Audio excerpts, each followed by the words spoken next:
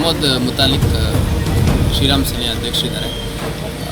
ಅವರು ದಕ್ಷಿಣ ಕನ್ನಡ ಜಿಲ್ಲೆಯ ಸುಳ್ಯ ತಾಲೂಕಲ್ಲಿ ಮೊನ್ನೆ ಪ್ರವೀಣ್ ಹೆಕ್ಟಾರೆ ಅವ್ರದ್ದು ಕೊಲೆಯಾಗಿತ್ತು. ಆ ಕೊಲೆಯಾದಂಥ ಕುಟುಂಬದವ್ರನ್ನ ಭೇಟಿ ಮಾಡಬೇಕು ಅಂತಂದು ಇವತ್ತು ದಕ್ಷಿಣ ಕನ್ನಡ ಜಿಲ್ಲೆಗೆ ಬರಲಿಕ್ಕೆ ಪ್ರಯತ್ನಿಸಿದರು. ನಿನ್ನೆನೇ ನಮಗೆ ಇದ್ರ ಬಗ್ಗೆ ಮಾಹಿತಿ ಇತ್ತು, ಹಂಗಾಗಿ ನಾವು ಒಂದು ಪ್ರಾಹಿಬಿಟರಿ ಆರ್ಡರನ್ನು ಮಾಡಿದ್ವಿ. ದಕ್ಷಿಣ ಕನ್ನಡ ಜಿಲ್ಲಾ ವ್ಯಾಪ್ತಿಯಲ್ಲಿ DC ಅವರು ಮತ್ತು ಮಂಗಳೂರು ಸಿಟಿ ಕಮಿಷನರೇಟ್ ವ್ಯಾಪ್ತಿಯಲ್ಲಿ ನಮ್ಮ ಕಚೇರಿಯಿಂದ ಅದು ಆದೇಶ ಆಗಿತ್ತು. ಅವರು ಉಡುಪಿಗೆ ಇವತ್ತು ಬೆಳಗ್ಗೆ ಬಂದಿದ್ದಾರೆ ಅಂತ ಗೊತ್ತಾದ ಮೇಲೆ ಉಡುಪಿ ಜಿಲ್ಲಾ ಪೊಲೀಸ್ ಜೊತೆ ಕೋಆರ್ಡಿನೇಟ್ ಮಾಡಿ ಅವರು ನಮ್ಮ ಬಾರ್ಡರ್ಗೆ ಬಂದ ತಕ್ಷಣ ಯಜಮಾಡಿ ಚೆಕ್ ಪೋಸ್ಟಲ್ಲಿ ಅವ್ರನ್ನ ವಶಕ್ಕೆ ತೊಗೊಂಡಿದ್ದೀವಿ.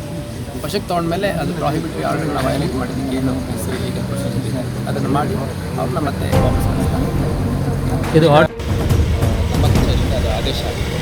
ಅವರು ಉಡುಪಿಗೆ ಇವತ್ತು ಬೆಳಗ್ಗೆ ಬಂದಿದ್ದಾರೆ ಅಂತ ಗೊತ್ತಾದ ಮೇಲೆ ಉಡುಪಿ ಜಿಲ್ಲಾ ಪೊಲೀಸ್ ಜೊತೆ ಕೋಆರ್ಡಿನೇಟ್ ಮಾಡಿ ಅವರು ನಮ್ಮ ಬಾರ್ಡರ್ಗೆ ಬಂದ ತಕ್ಷಣ ಯಜಮಾಡಿ ಚೆಕ್ ಪೋಸ್ಟಲ್ಲಿ ಅವ್ರನ್ನ ವಶಕ್ಕೆ ತೊಗೊಂಡ್ಮೇಲೆ ಅದು ಪ್ರಾಹಿಬಿಟರಿ ಆರ್ಡರ್ ವಯೋಲೇಟ್ ಮಾಡಿದ್ದಕ್ಕೆ ಏನು ಲೀಗಲ್ ಪ್ರೊಸೀಜರ್ ಅದನ್ನು ಮಾಡಿ ಅವ್ರನ್ನ ಮತ್ತೆ ವಾಪಸ್ ಈಗ ಸರಿ ಸರ್, ವಶಕ್ಕೆ ಮಾತ್ರ ತಗೊಂಡು ಬಂಧನ ಏನಾದರೂ ಅಲ್ಲ. ನೋಡಿ, ಪ್ರಾಹಿಬಿಟರಿ ಆರ್ಡರ್ ಇದ್ದಾಗ ಅದಕ್ಕೆ next what if somebody violates that procedure 188 IPC ಅಡಿಯಲ್ಲಿ ಯಾವುದೇ ಒಂದು ಜಿಲ್ಲಾಡಳಿತ ಆಗಲಿ ಅಥವಾ ಗೌರ್ಮೆಂಟ್ ಅಫಿಷಿಯಲ್ಸ್ ಮಾಡಿದ ಆದೇಶ ಉಲ್ಲಂಘನೆ ಮಾಡಿದರೆ ಅದೊಂದು ಪ್ರಾವಿಷನ್ ಇದೆ. ಆ ಪ್ರಾವಿಷನ್ ಅಡಿಯಲ್ಲಿ ಅವರು ಕ್ರಮ ಕೈಗೊಳ್ಳುತ್ತಾರೆ. ಈಗ ಸೆಕ್ಷನ್ ಉಲ್ಲಂಘನೆ ಮಾಡಿರೋ ಬಗ್ಗೆ ಕೆಲವರನ್ನು ವಶಕ್ಕೆ ತಗೊಂಡಿದ್ದಾರೆ ಅಂತ ಮಾಹಿತಿ. ಸೆಕ್ಷನ್ ಉಲ್ಲಂಘನೆ ಅಂದರೆ ನೋಡಿ, ರಾತ್ರಿ ಏನು ಘಟನೆ ನಡೀತು, ಘಟನೆ ನಡೆದ ಮೇಲೆ ಭಾಳ ಆತಂಕದ ವಾತಾವರಣ ಮತ್ತು ಭಾಳ ಗೊಂದಲ ನಿರ್ಮಾಣ ಆಗಿತ್ತು. ಅದರ ಹಿನ್ನೆಲೆಯಲ್ಲಿ ಸುಮಾರು ಒಂದು 9:30 ಗಂಟೆ ಅಷ್ಟೊತ್ತಿಗೆ ನಾವೆಲ್ಲರೂ ಸೇಫಾಗಿ ಅವ್ರ ಮನೆಗಳಲ್ಲಿ ಇದ್ರಿ ಅಂತ ಆಲೋಚನೆ ಮಾಡಿದ್ವಿ ಮತ್ತು 144 ಜಾರಿಯಲ್ಲಿ ಮಾಡಿದ್ದೇವೆ.